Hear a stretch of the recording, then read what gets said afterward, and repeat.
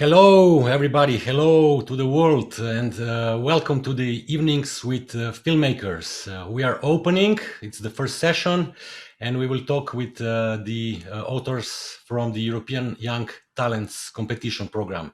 My name is Igor. Hi, Anna. And we are live from the Animateka studio in Šiška department, Ljubljana city, Slovenia state. So, hi guys. Tonight with us and girls, yeah, guys is a constant. Guys and girls, hello. We have 4 authors with us tonight. Anna Szöllősi, that joining us from Budapest with her film Helfer. Then we have Marta Koch, Such a Beautiful Town. She's joining us from Warsaw, Poland. Then we have Astrid Guinet with La Tempête, The Storm from Nantes, France. And Joao Gonzalez with the film Nestor. He's joining us from Porto, Portugal. And just to let you know, after 30 minutes, we will make a little break, but don't leave us, because the break will be used to check if there are any questions from the Animateka followers that are watching this live stream right now. So if you have questions on the 30 minutes from now, we will give, or we will ask your questions to the authors that are tonight with us. Okay, without further ado, let's start with Anna Szöllősi with the film Helfer. It's a Moholy-Nagy University of Art and Design diploma film, if I'm not wrong. Yes. And hi, Anna. So my first question for you, it's you graduated at MOME in 2019, and according to your biography, you are deeply interested in psychology and expressing personal vision with surrealistic elements. One of your main goals through filmmaking is figuring out the right questions with an open mind. Is the story in Helfer based on a personal experience with a psychotherapist, and thus was making this film a therapeutical act for you as a director? Yes, it's based on a personal event. What was the question, second half? Sorry, was it a rebellious? No. If it was a therapeutical act for yourself making this film. Oh, therapeutic. Yes, yes. Mostly it was. Yes. It started out as for me to understand the situation in which I was involved, and it was a complex therapy. So it was. Yes, it was crossing somewhat the lines. So it was difficult to define the situation, and I wanted to understand the relationship and my emotions and the reason why I started going to therapies, the anxiety that I was having during that period of my life, and fears, etc. Yes, so it was therapeutic. One of the all-encompassing motives of your film is water. The film actually opens with the sentence, "Can I have a glass of water?" The dominant color is this dark blue, and all the sounds that we hear are somewhat connected to water. So Yeah. I was wondering, where does this fascination with water comes from? For me, water is like representing life itself, because it's inevitable to live without it. So if I personally had a fear from water when I was a child, because I constantly fell into our swimming pool when I was very young, and the fear of drowning kept staying with me. But it's impossible to not overcome this fear, because we have to use water, we have to drink it, and we have to live with it. And this wasn't the reason why I went to therapy. So it was mixing my previous memories with this situation. But yes, I found that this would be a nice symbol for the whole story. I think the style of film is very ascetic. It's a very there are like these really very minimalistic images, and you use a lot of clear lines.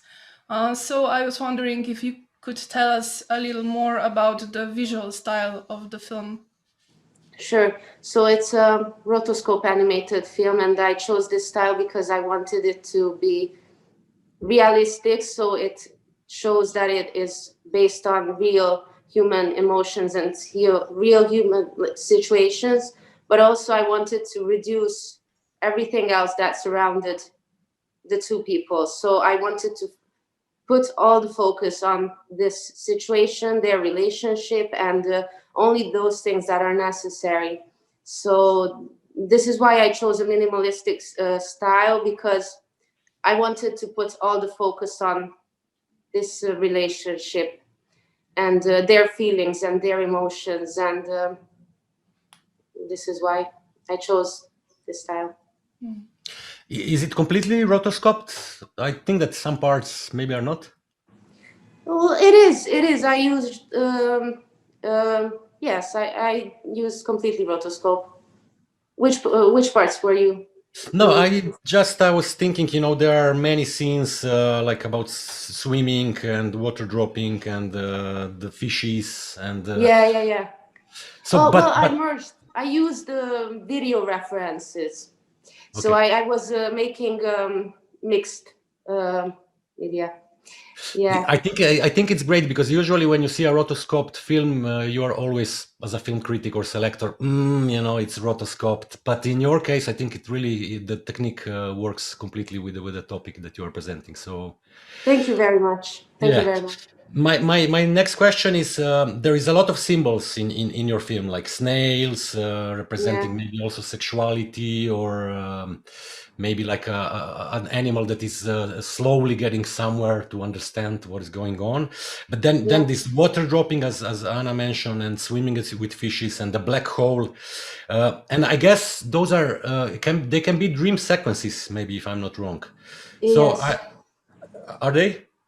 Yes, they are, exactly. Yes. So you used and analyzed your dreams for the purpose of your film, obviously. And my question is: are you practicing the art of hypnagogic dreaming, which means like it's those vivid visual, auditory, tactile, and even kinetic perceptions, like sleep paralysis, that can occur during the transition between wakefulness and REM sleep? So also like seeing your hands during your sleeping then help you remember the dreams.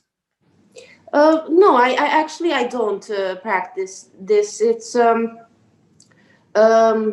instead, so it's the film itself is not based on dreams. It's based on the reality mixing with the imaginary. So the daydreaming mostly, and things that are based on the imagination and also the reality, and these things mixed together. But yes, the topic that you mentioned is brought up. It's brought to my attention. I will think about it in the future. Thank you very much.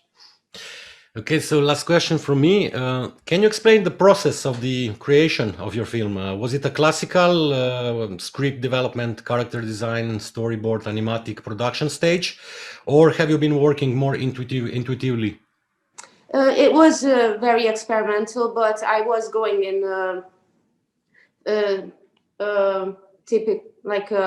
typical phase, like doing first the character designs, and mostly the story was the first that was born, and then afterwards came everything else. So the character designs came closely after that, and also after that understanding the story itself and trying to use what is necessary out of it, and building it up in this sort of way, the Animateka afterwards, and building the Animatek with video references, and afterwards TV Paint. No, afterwards came the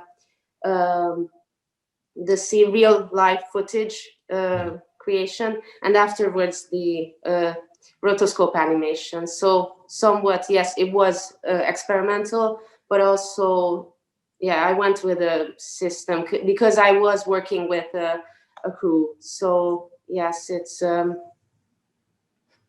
both. Okay. Yeah.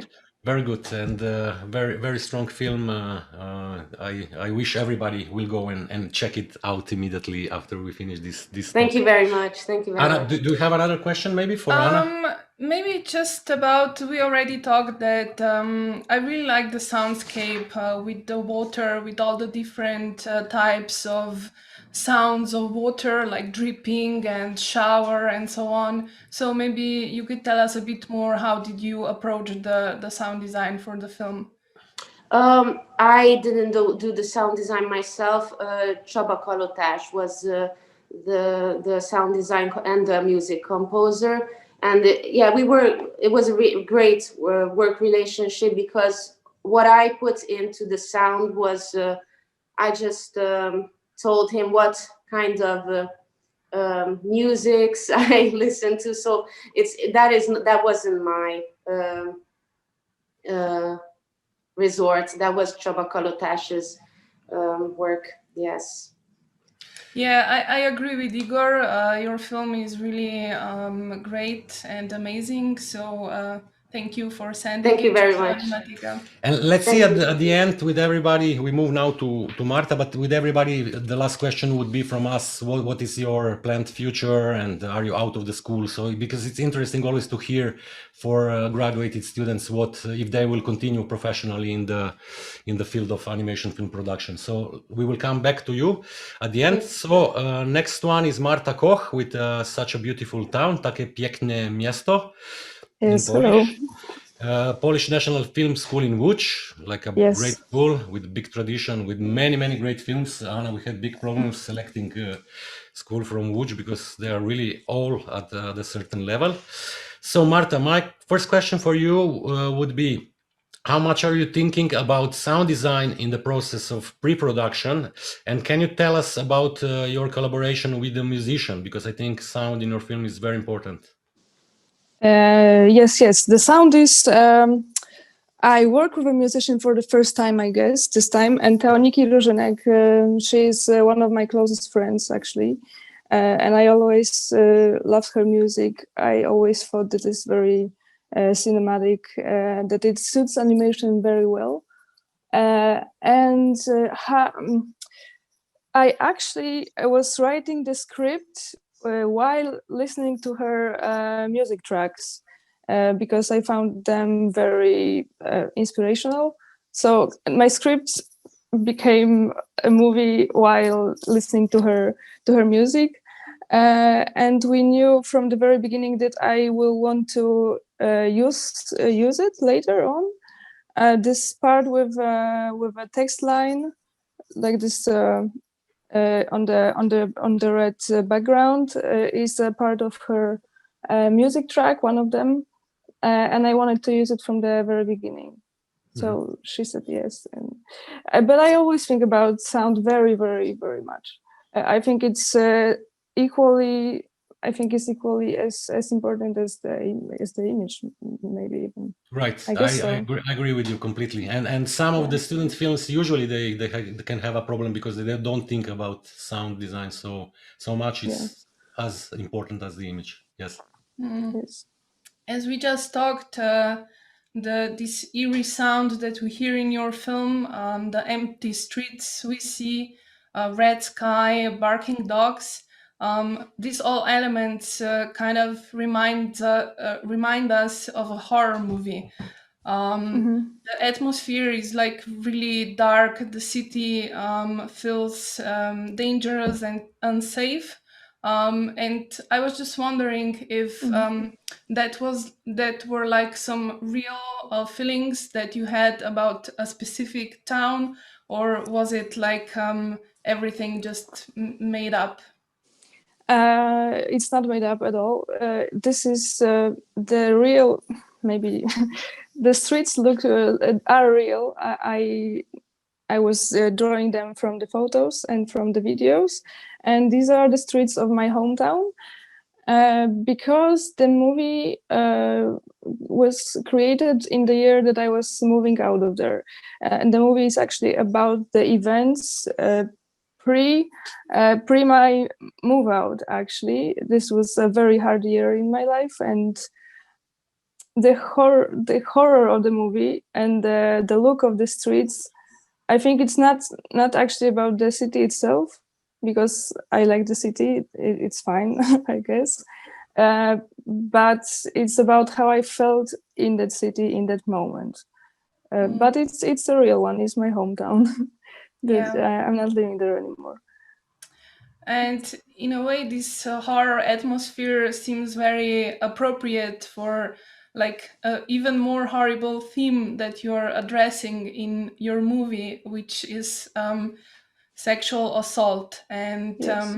This is a very hard topic to talk about, but I think that maybe what art is for, to help us wrestle with these hard experiences and topics. And I think actually animation is especially good medium for this kind of topic.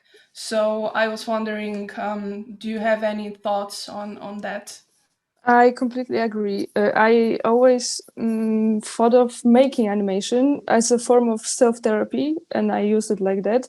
I was never planning to make a movie to show, to talk about something and to for it to be so broad like right now, or to start a conversation about it. That was not my like primary reason to do it. My only reason to do it at that moment 2 years ago was just to self-cure, I guess.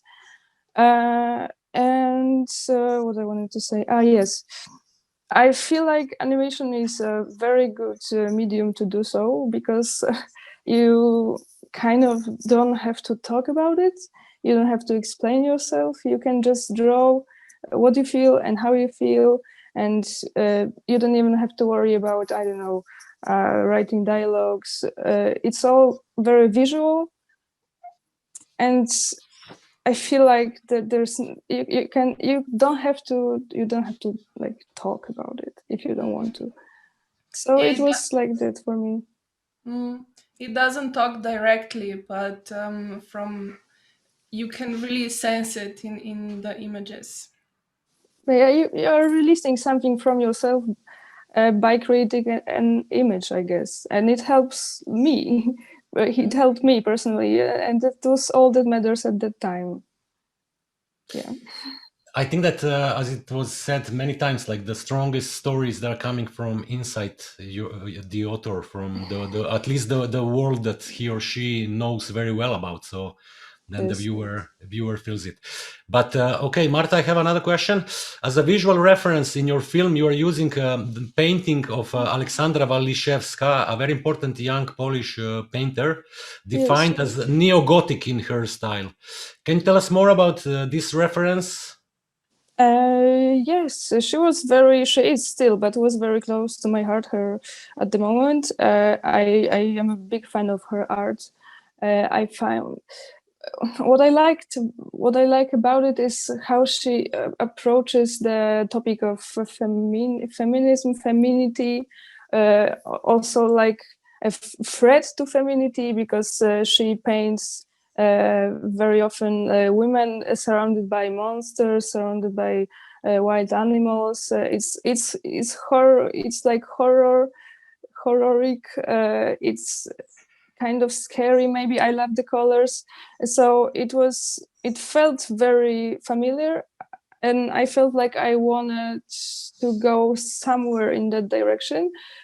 But mostly, I guess it just was this some kind of a tribute for her. I just wanted her in my movie as well, because I really appreciate her art. There's this little image in your movie that I really liked, and it really spoke to me. It's the image where we see a spider catching up his prey. And I was just wondering if that has any special symbolism. I love animal references in movies. I love it. I plan to have a lot of it in my next movie, but I drew it because I felt like I wanted to draw it, and finally I felt like it fit very well in that moment, of the movie and of the film.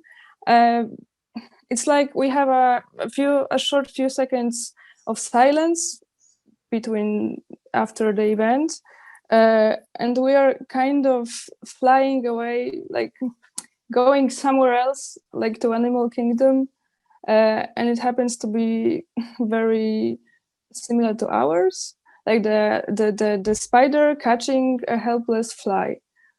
It was maybe it's probably very simple metaphor, but I felt like I wanted to have it there, so it stayed. Okay.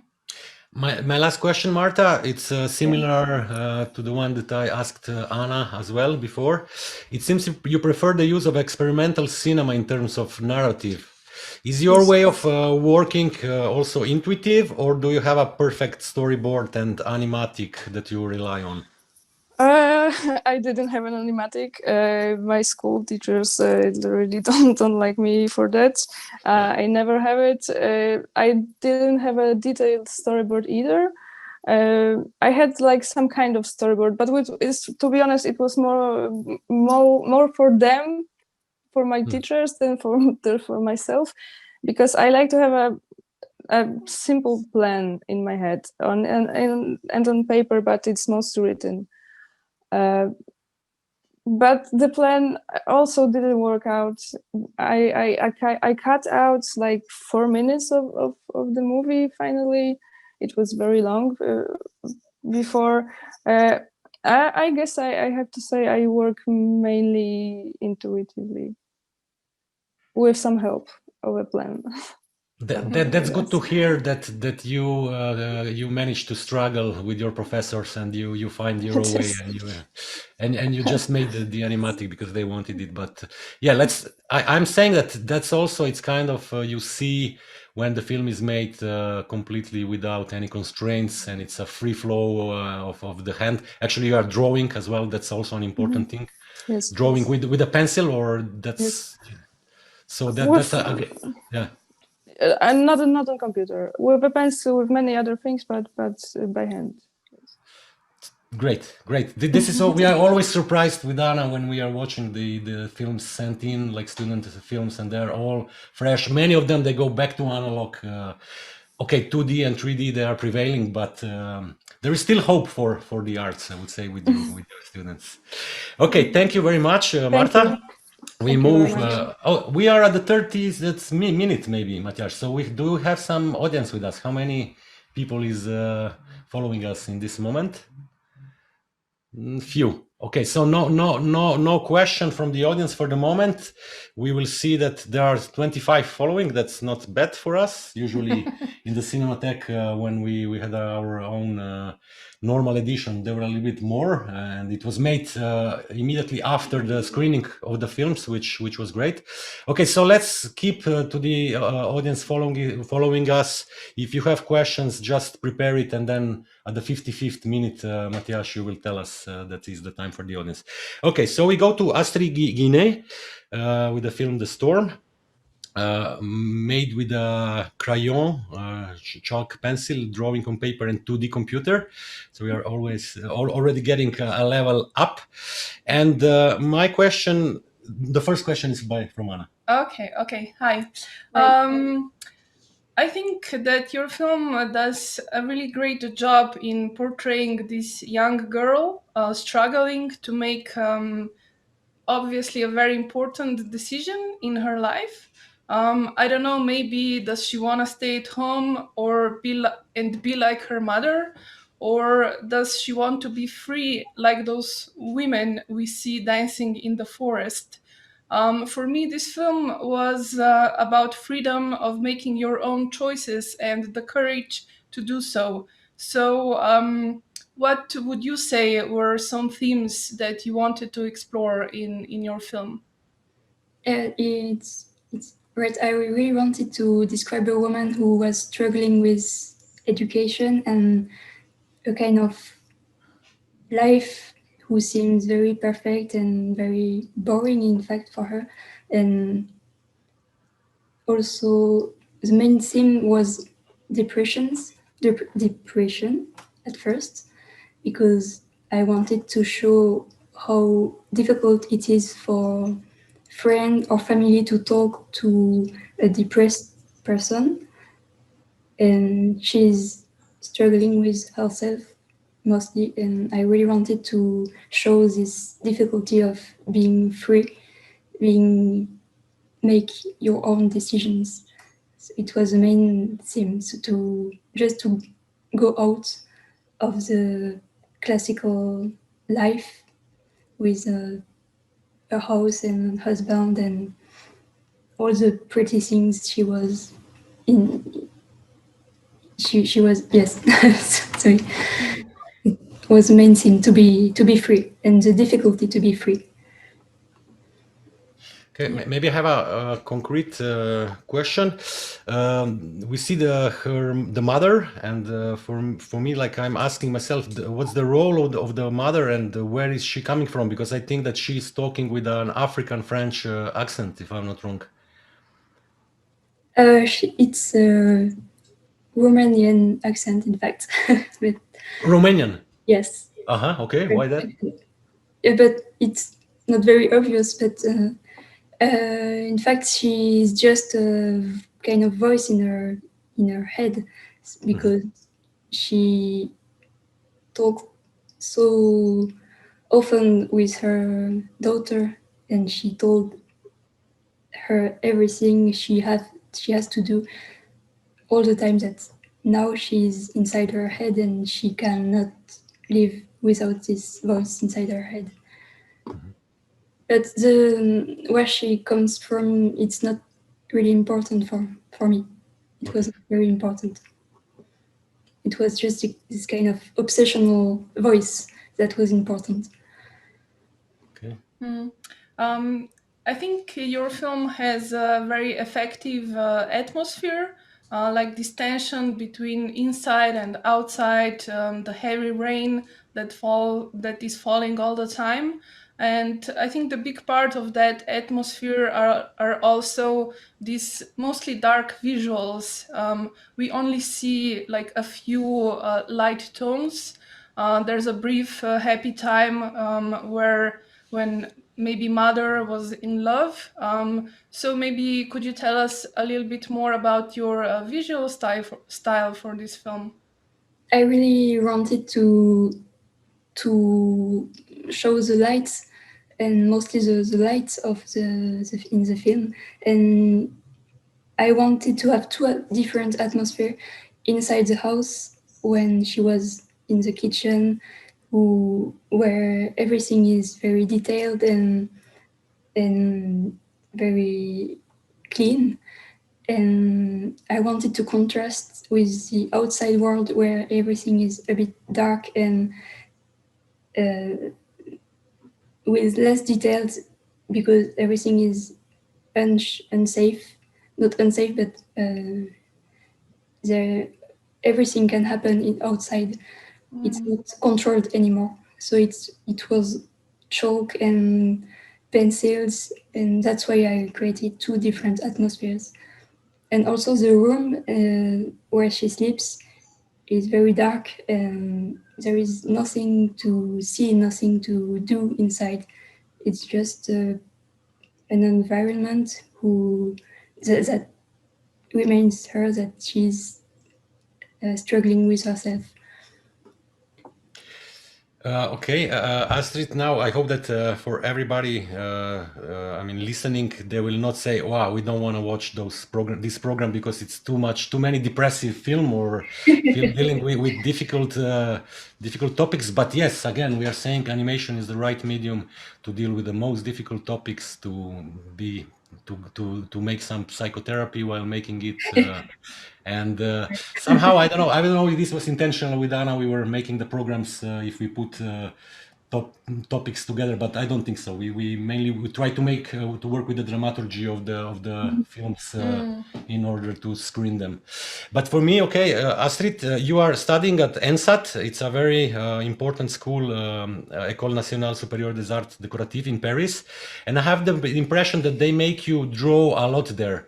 So it's like all the films coming from ENSAT, each of them is made in a different technique, it's made in a different way. So I would like to ask you, how much are you drawing and how much the school is forcing you to draw? But then also, how much did you talk about the approach, choosing the approach, the right technique, the music, the editing? Do you work with different professors for that, or you have only one mentor that is following your film? We have two mentors who are following our films, but we can talk to everybody else in the school. In fact, during all the years at ENSAD, we mostly have projects and subjects, and we have to find our own ways to make them. We have very few classes of technical subjects. Mm-hmm. We just have mostly have subjects, and we have to find our ways and our styles. So for the student film, it was the same thing, and we have a lot of teachers who are helping us, but we can ask anyone, but we have to ask. It's not very structured. Okay. So, but for you, you struggled with any of the things like editing or for sound design? You had a collaborator. Yeah. What was the biggest maybe difficulty that you found in the making of the film? To be organized, maybe, Mhm. because it was very difficult to write and to stop writing the story and to stop writing dialogues and to draw. In fact, until the end, I think I rewrote the film. Mhm. So it was the most difficult part for me. I actually wanted to ask you about the ending of the film, which I find really strong visually and thematically. We see the remains of the house in a puddle of water after the storm, and a suitcase that sort of suggests that she's leaving this house behind. Was this always meant to be the ending, or did you have also any other ideas in mind? I searched for a long time how I could show that she was really free at the end. I didn't want a really big happy ending, but I really wanted to show that she found something and she was moving on, in fact. So this suitcase was really yes, concrete thing for me. But yeah, it took me time to find the end of the film, because the most important part for me was liberation and the dances in the forest. Mm-hmm. I really wanted to free myself like the girl animating in a different way inside the forest with the dances and all the textures and the things that I never used to animate before. Thank you. Okay, thank you, Astrid. And last but not least, Joao Gonzalez, Portuguese director that made his film Nestor at the Royal College of Art in London. And Joao, my very first question is in this direction. You moved from Portugal, where you studied animation and piano music, so you're a classical musician, to one of the most prestigious animation film schools, the London-based RCA. Why have you chosen this school for your animation specialization? Hello, and thank you so much for having me. I was actually kind of indecisive between RCA and NFTS at the time. I think I was very drawn to move to London, specifically because the schools are great, and also because I already spoke English, so the adaptation would be easier for me. I think what really drew me in RCA was the freedom that they give the students in order for them to do their own work. It's not like a school that does this to the students. I think they pick what you want to portray and they try to work with you in order for yourself to develop it in the best way possible. And that was something that I found really interesting in RCA. And that's why I think RCA films are really interesting, because they are all of them are like really, really different and really great in their own ways. And that's because I think tutors really work really well with the students in order for the students to really achieve what they want to portray. Mm-hmm. And sorry, just picking up another thing. Before moving to London, because my background is music, I actually finished my BA, and I was actually deciding between studying classical music solely or studying animation. And I also had the dream to go to Royal College of Music, which is actually quite close to RCA. And but I decided to try to combine both areas, like music and animation, and I found it really fulfilling. And at the same time, it was really nice because I had RCM right next to RCA, so I could go there to practice whenever I wanted. So it was really good to maintain that practice. Okay, so my next question is towards you being a musician as well. But just to mention, your film got the António Gaia Award for Best Portuguese Film at this year's Cinanima Festival in Espinho, Portugal, so compliments. And I would say that beside a fresh and colorful drawing style, the sound design and music interact in an amazing way in your film. So how is the fact that you being also a classical musician affecting your animation style, if we could stipulate? I wouldn't say that it affects me, my animation style as much per se. I think what really helped me from the beginning was in terms of structure, because as you know, I'm also the composer of the film, and that really helps me because when I have an idea for a film, I'm also working already with the soundtrack and sound design at the same time. So for example, for Nestor, it was the first time that I did a storyboard for a film. And it was really helpful to do that because I could, as you know, Nestor is a very rhythmic film in terms of editing and everything. So I was actually putting like the squares of the storyboard matching with the score, the soundtrack score of the film. And I think having to be working with the soundtrack from the beginning and the sound design at the same time as building the storyboard really helped me, I think. And also there's also a really interesting component in classical musician in terms of structure that also I think can be applied to narrative films. And it's something that in music it's kind of hard to explain, you just feel it. But when you transpose that to narrative, you kind of start to understand what are the points of the structure in narrative, and that helps to build a story, I think. At least for me, I think it's really helped me. I think I understand what you're saying completely. Yeah. So Nestor is a story about a man with several obsessive compulsive behaviors. Were you familiar with this kind of behavior before, or did you do some research on the theme for the film?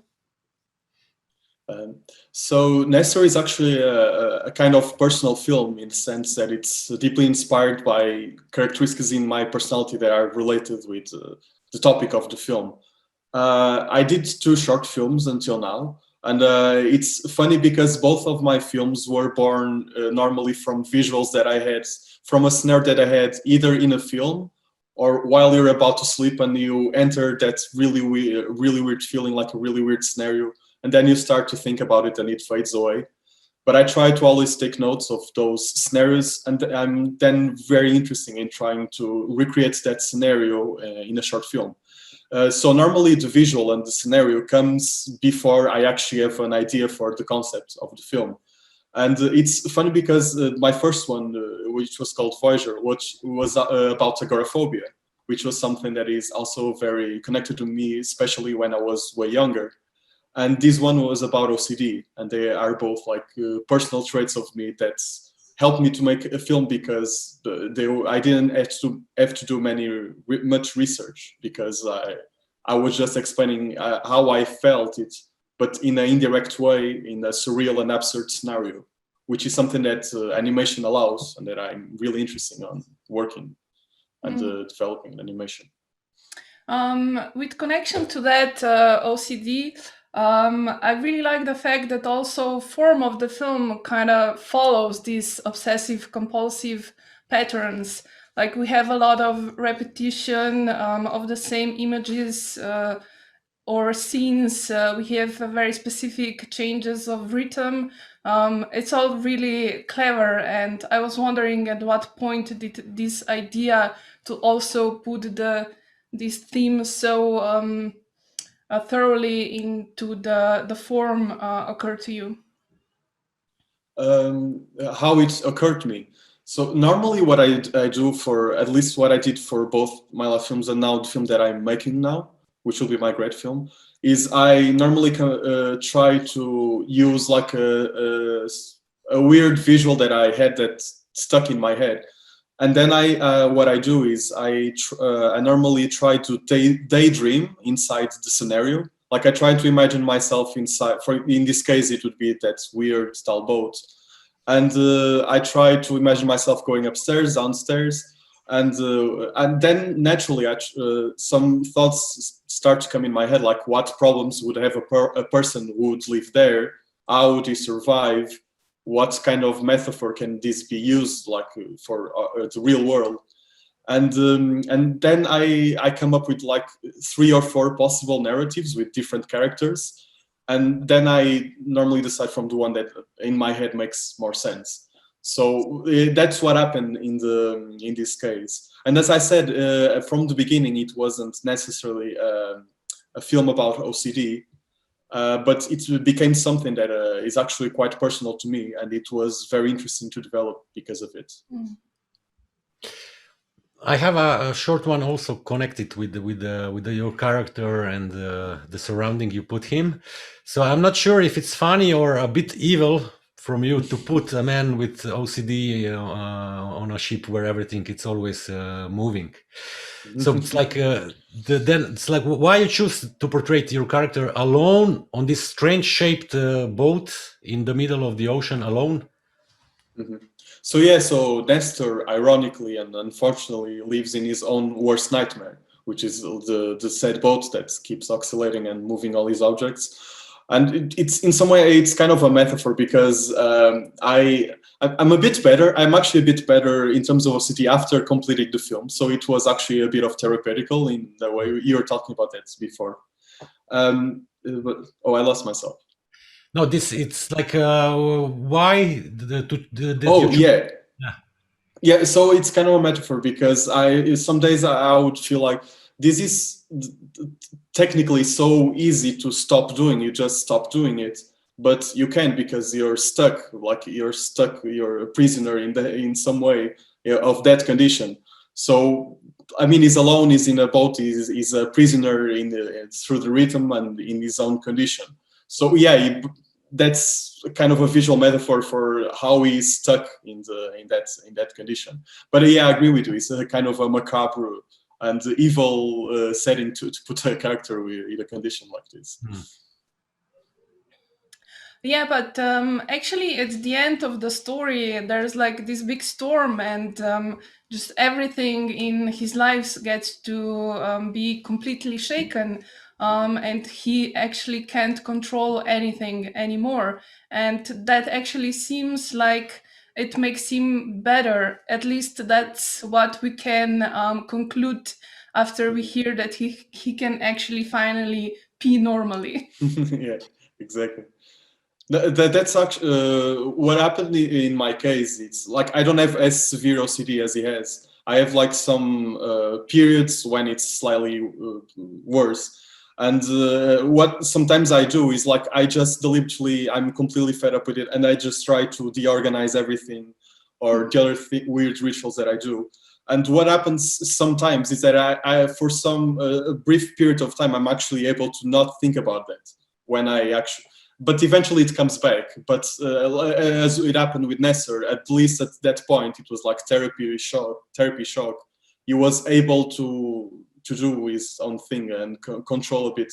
He lost because he lost control of everything else. He could do his own thing normally, at least for that moment. Great. Okay, great. Thank you all for those great answers to our not so stupid questions, I would say. And now is the moment, Matthias. How many audience we have? 27 people following. And do we have any? Hello from India.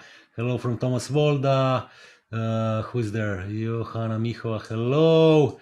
What else? No questions, no? Okay, it's only hello and no questions. So at least we hope that we warmed up our audience to go on our platform and watch your films immediately. But so we have 10 more minutes, and I would conclude it with another round of the same question for each of us, each of you. So Anna, after Helfer, if I'm not wrong, it's your final film at MOME?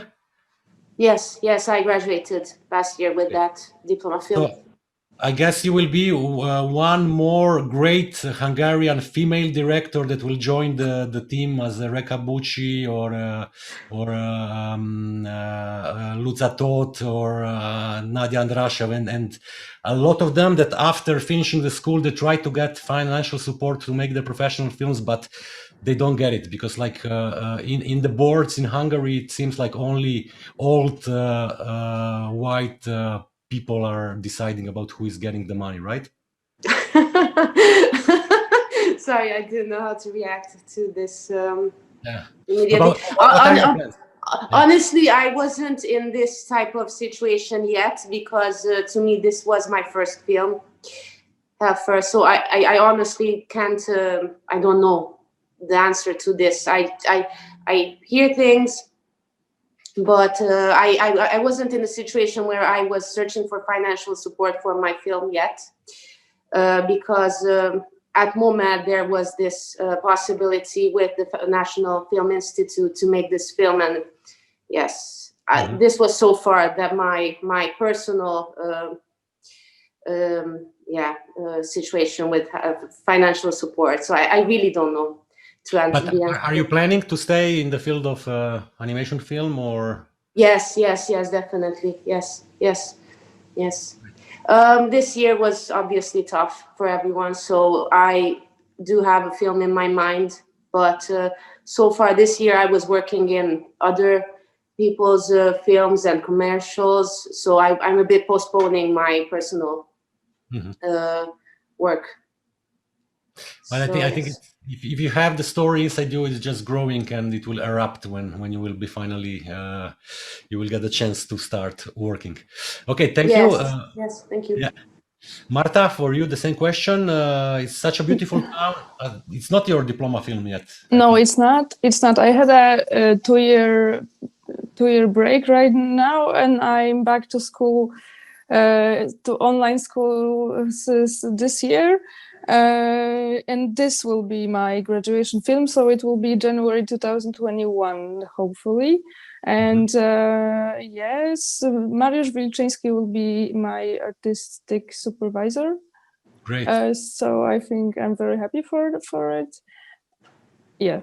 After that, I really do hope I stay in the animation field, and I hope it will be possible for me. I just don't know. It's 2 years ahead of me, I guess, still. Okay, take your time doing it. Do it easy, because like when you are a student, it's the best time ever. I know. You have to think about financial problems. Maybe you have deadlines that you have to fulfill. And it's great when you are telling also about your mentors. In this case, Marish Wilshinsky is a great Polish film director. We are screening his feature debut at Animateka, and tomorrow in the morning at AnimatekaPRO there will be also like a discussion with him. He will explain in depth about the way of spending 14 years to make a film, which can be a very, very good motivation for you. It's like we have the time and just do the story. Okay, Astrid, for you, are you out of NSAT or you still have the chance? Yes, I graduated last year. Yeah. So what's next? In France, it's a little bit easier maybe because there are a lot of opportunities with many studios, with many projects. I was really lucky. I had the opportunity to make another short film just after school. I just finished it in last February to adapt French poetry for the TV in animation. So it was really interesting to work with a production. Now I'm planning to write other films, maybe, and make video clips too. Great. Okay, and the final one for Joao, you already mentioned you are back in Porto, but you still have to finish your part at the Royal College of Art, if I'm not wrong. So you are making your final graduation film right now? Kind of. I actually already graduated, but I'm still finishing my grad film right now. Okay. So we graduated in June, I think, and but then I didn't finish the film. I took some commissions, and the film is already developed, but I didn't finish its production, and also because of the pandemic and everything was delayed. We were very lucky because we actually got funding, and now we want to compose for orchestra, but because of the pandemic, it's really hard to gather the musicians and everything. So there's some things that are being delayed, but hopefully it will be finished at the beginning of the next year. Okay, say hello to Team Webb and to Joe King when you see them. Oh yeah, I will. Team Webb was actually my tutor for Nestor. Great, and actually he made a great film about autism as well. I know. Right, so and Joe King helped me a lot. They are both amazing. I love them. I'm saying you are all lucky guys studying in schools with great professors and giving you all the freedom and all the time that you need to finish your school. Hey, thank you very much for breaking the ice. It was sweet to talk to you. Yeah, and thank you so much for making such great films.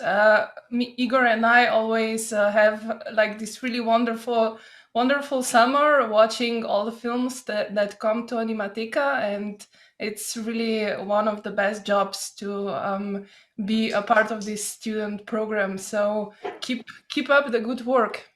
And actually, it's like. And actually, you have to make your next film because then you will be invited personally to come to Animateka, and then you will see all the festivity going around. Thank you very much for this first session of Evening with the Filmmakers. Please be with us if you can make it at 8 o'clock when with Chris Robinson we will discuss the films from the authors in the main competition program, which in the case of Animateka is Central and Eastern European Animation Short Artistic Films. Bye-bye, and follow us. Bye. Bye. Bye-bye. Bye. Bye. Thank you.